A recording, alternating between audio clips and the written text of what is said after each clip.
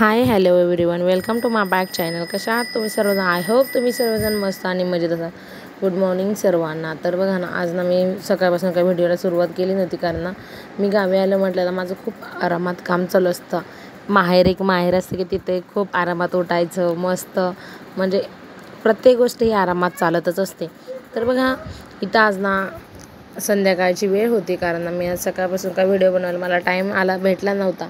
म्हणून आमच्या इथे वहिनीकडे ना त्यांच्या हाताला थोडंसं काहीतरी झालं होतं, म्हणून ना त्या बोलल्या आज ताई तुम्ही इथे चिकन मॅग्नेट करून चिकनची भाजी बनवा. म्हणजे ठीक आहे म्हटलं की बघा ना, इथे चिकनला मी आधी सगळा मसाला लावून घेतलेला आहे.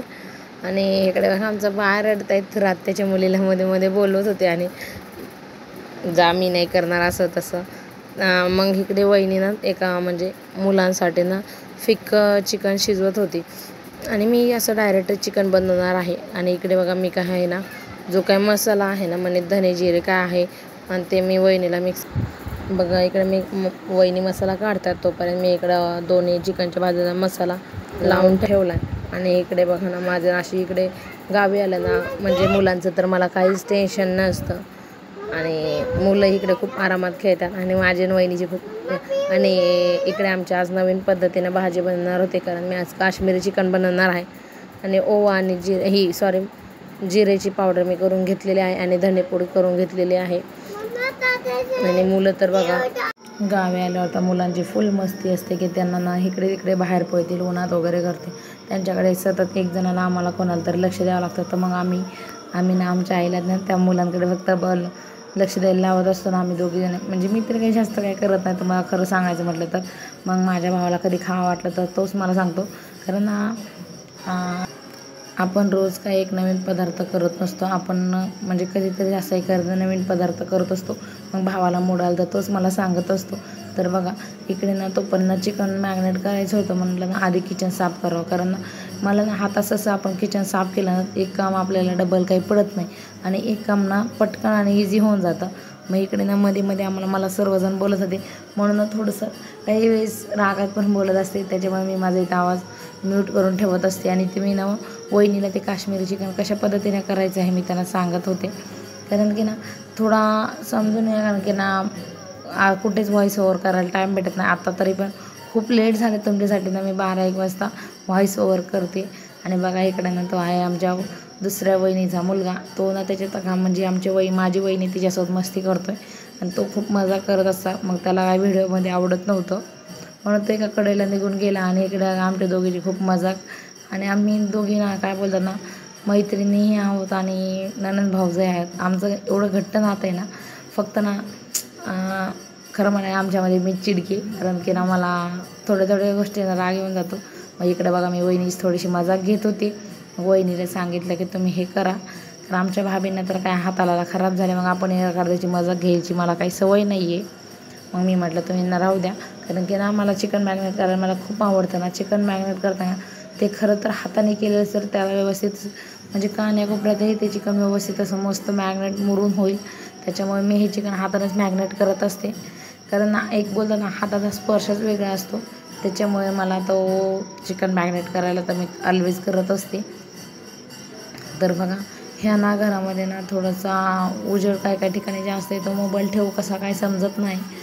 आणि त्याच्यामुळे ना थोडासा असाच प्रकाश काही ठिकाणी जास्त येतं, काही पिकांना कमी येतो. तर तुम्ही लोकांनी मला समजून घ्या, कारण की मला तर माहिती तुम्ही लोक मला समजून घेता. बघा मी इथं चिकन मॅग्नेट केले आणि इकडं भावी आमच्या चिकनचं शिजले की नाही बघताय. मग इथं बघा मी चिकन ना आपलं हे फ्रीजमध्ये ठेवणार आहे. फ्रीजमध्ये तर काही जागाच होत नव्हती, मग मी जागा थोडीफार केली आणि ठेवलं. आणि मग आमच्या इथे वरती बाथरूम आहे, पण ना वरती हात धुवायला गेले असते तर ना खाली तर जायचं होतं. म्हटलं खालीच जाते, कारण व्यवस्थित असा हात धुवायला येतो. वरच्या बाथरूममध्ये एवढा काही प्रकाश पडत नाही, त्याच्यामुळे मी काय वरती थांबलेच नाही. आणि तेव्हा आमच्या बाथरूमला हे काय आमचं घर नाही आहे, माझ्या मावशीचं घर. आमचं घरांचं बोलतात ना आम्ही कधी जाणार आहोत आमचं घर आहे की नाही हे तुम्हाला पुढच्या वेळेस दाखवेल मी. आणि इकडे बघा नंतर ना मी त्यांना कपडे ड्रायला टाकले होते, कारण वरती जायच्या आधीच मी कपडे ड्रायला टाकले होते. मग त्यानंतर आले मी आमच्या नवीन घराचं बांधकाम चालू आहे, म्हणजे दुसरं फर्निचर वगैरे असं काही चालू आहे. त्याच्यामुळे ना मी इथं कपडे घेऊन आलेले आहे. कारण की ना आम्हाला जायचं म्हणा खूप दुसऱ्या तिसऱ्या मजल्यावर जावं लागतं.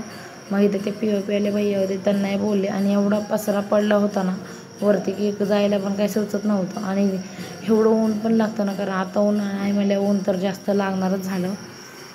तर बघा इथे ना आम्हाला तर आमच्या जो काही ना मी आले ते माझ्या बहिणीच्या टेरेसवरती, तिच्या टेरेसवरती कपडे घातले होते. आणि हो ते आमचे सर्व झाडं गावाकडे आपण ना म्हणजे आपली फुटकी पाटी आपण टाकून देत नाही, त्याचा एवढा वापर करतो की ती काय बोलतात ना चिकट संसार करणारी बाई असते ना तीच करू शकते. आणि तर बघा मी ना तिथं आम्ही ना अशी पाटी पण टाकून दिली नाही, त्याच्यामध्ये झाडे लावून ठेवले. कारण की आपलं नवीन घर झाले आपल्याला लावायला लागेल, म्हणून असे झाडांना ना जोपासना करण्यासाठी कशात ना कशात तोपर्यंत कशाला कोंड्याला खर्च करायचा, उगाच वायपट पैसे खर्च करायला नको, म्हणून त्याचा जुगाड असं करून ठेवला. आणि एवढं ऊन लागत होतं. आणि हा व्हिडिओ काय माझा तो भाचा आहे म्हणून तो करत होता. आणि असं तर तुम्ही कधीच बघितलं असेल की मी वरती गेले कुठे काय गेले. आणि आमच्या अजून मग हे पोरांना खाली ठेवले आणि जेवायचं माझं बाकी राहिले. तर बघा इथं ना असं कपडे वाळू घालण्यासाठी रस्ते तर काही नाही, इथं होता लोखंडाचा पाईप. मी म्हटलं माझ्या गावाला नवीन गावाला ते लागायला नको म्हणून. आणि कपडे वाळवायला काय आम्हाला जागा पुरली नाही, 3 बांबू पण पुरले नाही. ते लोखंडावर काय माझं कपडे टाकायचं मन पण झालं नाही, कारण की ते लोखंडावर टाकले असते तर ना त्याचा गंज सगळ्या आपल्या कपड्याला लागला असतात. कधी कपडे टाकायचे तर लाकडावरच टाका. त्याच्यामुळे मी ना कपडे सुकवताना ना मी पूर्ण लाकडावरच कपडे टाकत असते, कारण की त्या लाकडाची काही घाण वगैरे लागत नाही. काही वेळेस मग होऊन जातात, तुम्हाला सांगायचं म्हटलं तर माहीत पण असेल. तर बघा आणि मी आज म्हणजे असं गावाकडे आले ना कधीतरी आमच्या बहिणीला हेल्प करत असते, एवढी पण हेल्प करत नाही. बोलते ना आल्या मनाला गेली शेणाला, असं काम असतं. माझ्या मनाला आलं तर मी जात असते. मग इकडून बघा माझ्या आत्याच्या पोराने मला ढाळा आणला होता, कारण की ना मला असं कधी खायला भेटत नाही. मी थोडा हिरवा खाल्ला. हे आणला होता कुठून हे काय मला माहीत नाही. आणि हा ढाळा पण खाल्ला आणि तो ढाळा पण छान होता, पण बाकीच्याला देण्यासारखा नव्हता. मग इथं आमच्या याला मी सांगितलं आहे ढाळा थोडासा वरती ना म्हणजे हिरवा ढाळा होता ना तो मी खाल्ला नाही, म्हणून तो तसंच असा सुकून गेला सगळा ढाळा. मग आईने एक जुगाड केला की ती बोलली की तो राहू दे, मी याचं काहीतरी बनवते. मग मला मला तर एवढा ढाळा आवडतो. तुमच्या इकडे काय म्हणतात नक्कीच सांगा. आमच्याकडे तर ह्याला ढाळा म्हणतात, कारण आमच्या मराठवाड्यात ह्याला तर ढाळाच म्हणतात. पण काही ठिकाणी असं प्रत्येकानुसार वेगवेगळ्या याला काय बोलत असतील. आणि माझ्या प्रेमाने ते पहिल्यांदाच खाल्लं होतं याला, तर ह्याला काय माहिती हे सुद्धा माहीत नव्हतं. आणि हे मी ना सगळ्यात जास्त हे गोष्ट आवडीनं खाते. याच्यामधली मला ना तो मोठावाला हरभरा असतो ना तो जास्त आवडतो, कारण शहरामध्ये ह्या काय गोष्टी खायला भेटत नाही. गावाकडली मजा तर खरं तर खूप वेगळी असते. तर बघा इथे पण भाऊ मस्त असा निवांत बसला आहे आणि त्याला माहीत नव्हतं की मी तो व्हिडिओ येणार आहे. आणि इथं बघा आईने आणि भावाने काय केलं, जरा थोडासा कच्चा ढाळा होता आणि तो ढाळा जरा थोडासा भाजून घ्यावा. थोडा तरी भाजला आणि त्याची टेस्ट पूर्ण चेंज होऊन जाते. आणि तो पाईप मध्ये आमच्या येत होता, एवढा राग यायचा ना, कारण की ते ऑलरेडी ते एवढं मोठं हार आणि त्याच्यामध्ये त्या पाईपाचा कार असं म्हणल्यासारखं. चला तर माझा आजचा व्हिडिओ कसा वाटला नक्की सांगा. व्हिडिओ आवडल्यास प्लीज लाईक करा, शेअर करा आणि सबस्क्राईब करायला विसरू नका. कारण की मला पण नाव पण ठेवू नका, कारण मी तेल लावलेलं आहे त्याच्यामुळे मी अशी चपटी दिसते. चला बाय.